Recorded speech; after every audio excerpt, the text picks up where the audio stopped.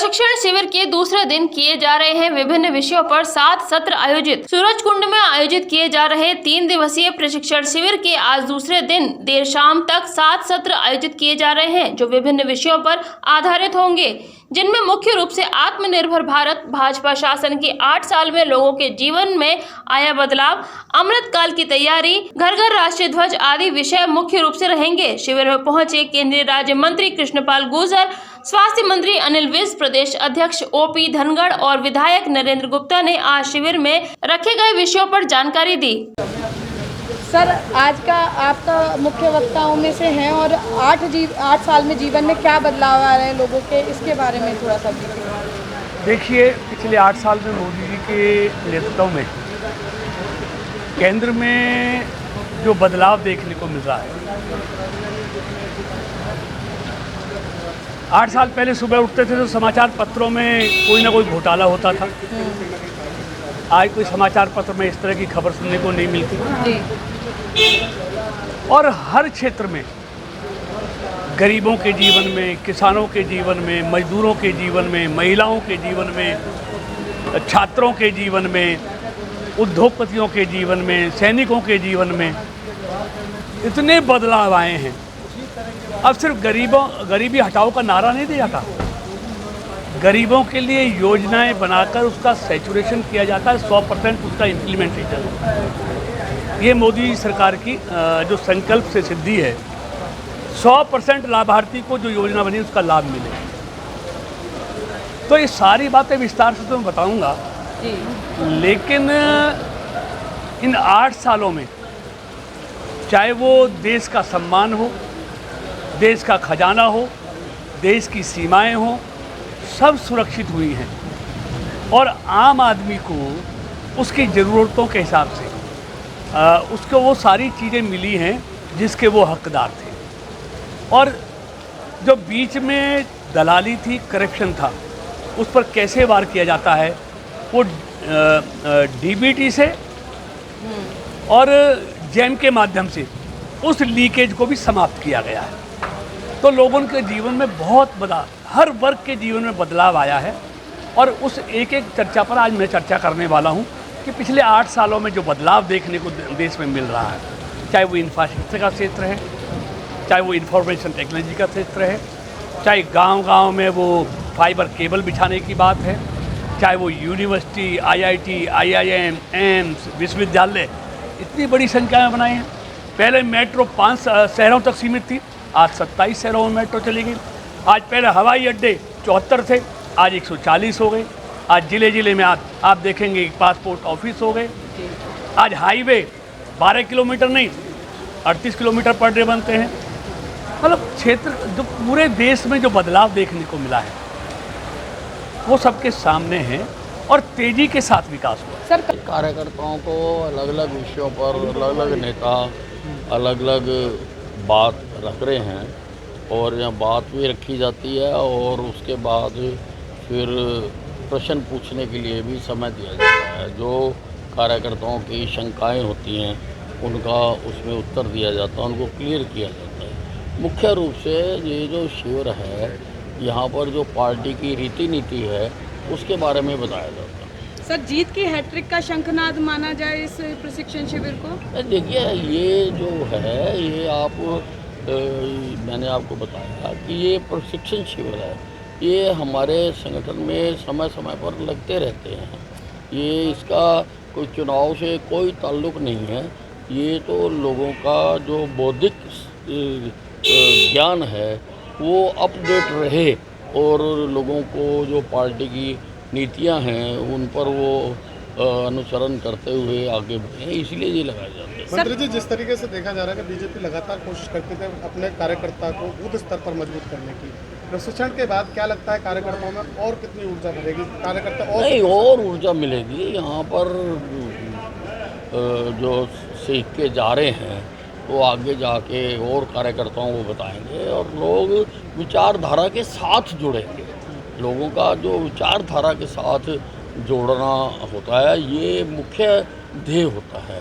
कि लोग विचारधारा के साथ जुड़े। सर अभी एक आरटीआई में खुलासा हुआ कि कोरोना काल में कुछ मेडिकल कॉलेज ऐसे थे जिन्होंने जीवन रक्षक दवाइयों और इंजेक्शनों की मुनाफाखोरी की, उन पर क्या कुछ कार्यवाही सरकार कर रही नहीं, है? ऐसा कोई मामला मेरे सामने आया नहीं है, आएगा तो कार्रवाई करेगी। सर कुलदीप बिश्नोई कभी भी भाजपा का दामन थाम सकते हैं, क्या कहें? मेरी जानकारी में ऐसा कुछ नहीं है। वो मिल रहे हैं, मिलना जुलना तो किसी को कोई मनाही है नहीं। मंत्री जी, क्या लगता है इस प्रशिक्षण से वर्सेस जैसा अटकलें लगाई जा रही है कि 2024 के लोकसभा चुनाव को नापा जा रहा है, तो क्या इतनी जल्दी नहीं, ये मैंने आपको बताया कि इसको चुनाव के साथ जोड़कर नहीं देखना चाहिए।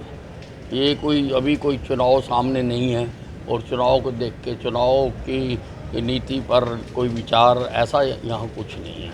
ये तो सारा पार्टी की नीति के बारे में बताया। सर परिवारवाद की राजनीति करने वाले नेताओं को क्या कहना चाहेंगे? देखिए, भारतीय जनता पार्टी ने तो हमेशा इससे परहेज किया है और हमेशा हमारी ये टैगलाइन रही है कि परिवारवाद की राजनीति देश से ख़त्म होनी चाहिए और परिवारवाद की राजनीति ने ही देश को ये इतना नुकसान पहुंचाया है। हमारी तो अगर राजनीतिक पार्टियों में माना जाए तो केवल हमारी ही पार्टी एक पार्टी है, बाकी जहाँ तो कुनबे हैं, जहाँ गैंग्स हैं। हमारी पार्टी है, हमारी पार्टी में कोई ग्राउंड लेवल से उठकर राष्ट्रीय स्तर तक जा सकता है, कोई चाय बेचने वाला देश का प्रधानमंत्री बन सकता है, लेकिन किसी दूसरी पार्टी में बन सकता है क्या? क्या कांग्रेस में बन सकता है क्या? किसी और पार्टी में बन सकता है क्या? केवल एक और डेमोक्रेटिक सेटअप में लोगों को डिलीवरी केवल वही पार्टी दे सकती है जिसके अंदर खुद डेमोक्रेसी हो, और वो हिंदुस्तान में केवल भारतीय जनता पार्टी में है, किसी और पार्टी के अंदर डेमोक्रेसी नहीं। नेतृत्व करते हैं। देखिए, जब भी कोई प्रशिक्षण शिविर होता है तो बहुत कुछ सीखने को मौका मिलता है। निश्चित ही आज के जो दोनों सत्र थे बहुत ही अच्छे वक्ता थे। पहला सत्र हमारे जो प्रदेश अध्यक्ष हैं ओम प्रकाश धनखड़ जी ने लिया था। नेता में क्या गुण होने चाहिए, किस तरह से कार्यकर्ताओं से व्यवहार होना चाहिए, बहुत विस्तार से उन्होंने चर्चा की कि एक कार्यकर्ता नेता भी होता है, एक जगह वो नेता कार्यकर्ता बन जाता है। तो इस तरह के जो गूढ़ विषय ना करके बहुत तरीके से जो हम सबको बड़े आराम से समझ में आए, और मुझे लगता है कि उससे हम जब प्रैक्टिकल जीवन में जो कार्यकर्ताओं से व्यवहार करते हैं, जनता से व्यवहार करते हैं, उसमें हमें बहुत बड़ा फ़ायदा मिलेगा। और अभी जो दूसरा विषय जो महेश कुमार जी ने लिया, सांस्कृतिक राष्ट्रवाद, तो बहुत ही विषय बहुत गूढ़ विषय था, पर हमें बहुत सी जानकारियाँ मिली कि हमारे देश के बारे में जिस तरह की और विदेशों में सारी बहुत अच्छी चर्चा हुई। मुझे लगता है कि ऐसे जो हमारे जितने भी और भी सत्र होंगे उससे भी हमें बहुत कुछ सीखने को मिलेगा। सभी कार्यकर्ता जिन्होंने इसमें हिस्सा लिया है, मुझे लगता है बहुत ज़्यादा लाभान्वित होंगे। देखिए, सुबह का सत्र नेतृत्व विकास, कार्यकर्ता विकास पर था। उसके बाद का दूसरा सत्र सांस्कृतिक राष्ट्रवाद, कल्चरल नेशनलिज्म, क्योंकि भारत जो राष्ट्र किसी एक राज्य से नहीं बना, भारत यहाँ की कल्चर के कारण एक देश बना है। यहाँ राज्य तो छोटे छोटे बहुत सारे थे। दुनिया के बहुत सारे देश इसलिए बने कि उनका राज्य एक था। हमारा देश इसलिए एक है और इसी कारण से एक बना कि उसकी कल्चर एक थी, आज से तो हिमालय। आप देखते होंगे भाषा अलग अलग है लेकिन साहित्य एक ही है। दक्षिण के और उत्तर के बाबा का प्रवचन एक ही होता है, उदाहरण वही हैं, कथाएं वही हैं, देवता वही हैं। तो इसलिए कल्चरल नेशनलिज्म इस देश का आधार है और वही हमारे भी काम करने का आधार है। अभी का जो सत्र होने वाला है वो सत्र केंद्र सरकार के 8 साल के कार्यकाल से लोगों के जीवन में क्या बदलाव आया है। जैसे 8 साल पहले लोग खुले में शौच मुक्त होने जाते थे, अब नहीं जाते, ये बदलाव है। 8 साल पहले ईंधन जो है वो सारा का सारा उपलों का, लकड़ी का था, अब जो है गैस का है। 8 साल पहले नल से जल हर घर में, क्योंकि महिलाओं की जिम्मेवारी ईंधन की भी होती थी और पानी लाने की भी, चाहे 2 किलोमीटर से लाएँ चाहे 1.5 किलोमीटर से लाएँ। अब हर घर से में जल से नल पहुंचाया जा रहा है, नल से जल। तो वो जो महिलाओं पर बोझ था पानी भरने का, ग्रामीण क्षेत्र में भी शहरी क्षेत्र में भी, उसमें बदलाव आया है। बिजली 18,000 गाँव में नहीं थी, वहाँ पहुँच रही है, ये बदलाव आया है। लोग इलाज कराने में संकोच करते थे धन के अभाव में, आयुष्मान कार्ड होने से उसमें बदलाव आया है। तो लोगों की ज़िंदगी में 8 साल में क्या परिवर्तन हुए वो एक सत्र होने वाला है। उसके बाद अब अमृत काल जब भारत का होगा 25 साल आगे का, उसके बारे में सोचने का एक सत्र आज है, जिसमें हमारे राष्ट्रीय सह संगठन मंत्री शिव प्रकाश जी उस विषय को रखने वाले हैं। और उसके बाद 20 सतीश जी पहुँच गए हैं, वो विषय रखेंगे हमारी कार्य पद्धति और उसका वैशिष्ट। हमारी कार्यपद्धति में देश पहले है, फिर पार्टी है, फिर व्यक्ति। हमारी कार्यपद्धति में सर्व समाज आगे है, जाति पीछे है। तो ये जो हमने एक अपने मानक तय किया है, जिसका आधार अपने कार्यकर्ताओं में उत्पन्न किया है, किसी पर भी दायित्व हो, छोटे कार्यकर्ता पे भी हो, तो तब उसकी आज्ञा का पालन करते हैं। ये जो हमारी कार्यपद्धति हमने विशिष्ट कार्यपद्धति डेवलप की है, उस पर भी एक सत्र सतीश जी का होने वाला है।